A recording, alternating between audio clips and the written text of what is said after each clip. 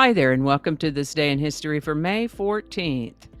May 14th is the 134th day of the year in the Gregorian calendar, 135th in leap years, with 231 days remaining to the end of the year.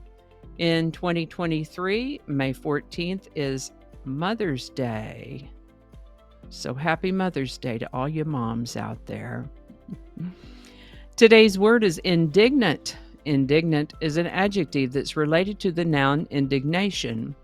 According to Merriam-Webster, these words have to do with anger aroused by something unworthy, unjust, or mean.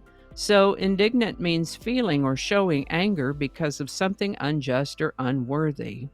I specify this because I'm sure we've all seen someone get all huffy because they feel they've been slighted, and we describe their reaction as indignant when it seems like maybe they had an inflated sense of self-importance. So I guess maybe they could feel like they'd been treated unjustly.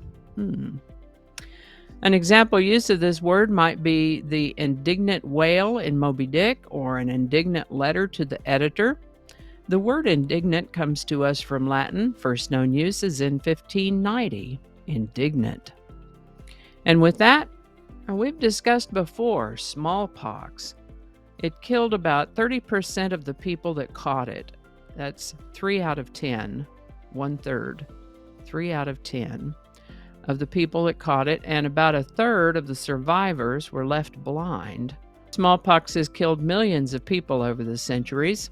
As a medical student, an English country doctor named Edward Jenner had noticed that milkmaids who had contracted the disease called cowpox, a much milder form of pox, did not catch smallpox. And on May 14, 1796, Jenner took fluid from a cowpox blister and scratched it into the skin of an 8-year-old boy named James Phipps. A single blister arose on the spot, but James soon recovered. And then on July 1st, Jenner inoculated the boy again, this time with smallpox matter. No disease developed. The vaccine was a success and the world's first successful vaccination as a preventative treatment for smallpox was born. On May 14, 1804, about a year after the United States had doubled its territory with the Louisiana Purchase, the Lewis and Clark expedition left St. Louis, Missouri on a mission to explore the Northwest from Missouri River to the Pacific Ocean. Skylab, America's first space station, was successfully launched into orbit around Earth on May 14, 1973. Today's song is When I Need You by Leo Sayer.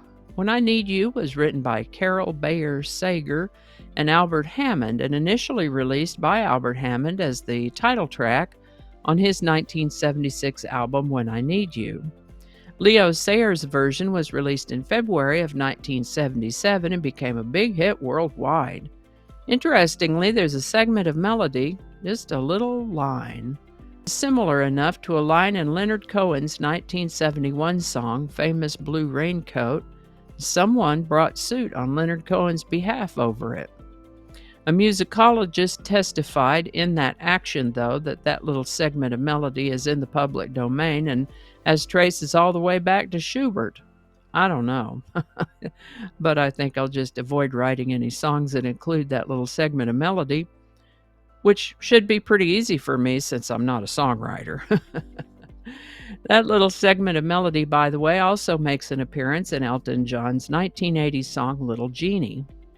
When I Need You by Leo Sayer hit number 1 on the Billboard Hot 100 on May 14, 1977. Link in the description. And I think that's going to do it for us today. Thank you so much for watching. Consider subscribing if you haven't already. Feel free to share this video with a link in your email, messaging, or social media. If you enjoyed this series, you can check out the playlist that contains these videos. I'll put a link to that in the description. That description lives on YouTube, so for other platforms, I'll include a link to my blog page that's called No Really. You can also find me on Rumble, BitChute, and Getter. All those links in the description. Alrighty, that's all I can think of right now. Thanks again, and I'll see you next time. Do not disturb. Okay, I turn do not disturb on. Good job. Third time better be a charm. There's no "the" there.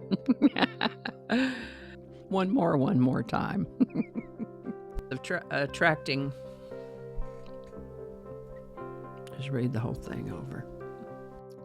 Are you making some sound? Get on out of here. Yeah, we're gonna edit that out. Don't alienate people who can be helpful to you. Flinging happiness all over the place. Alrighty, back to work. I think we got it this time.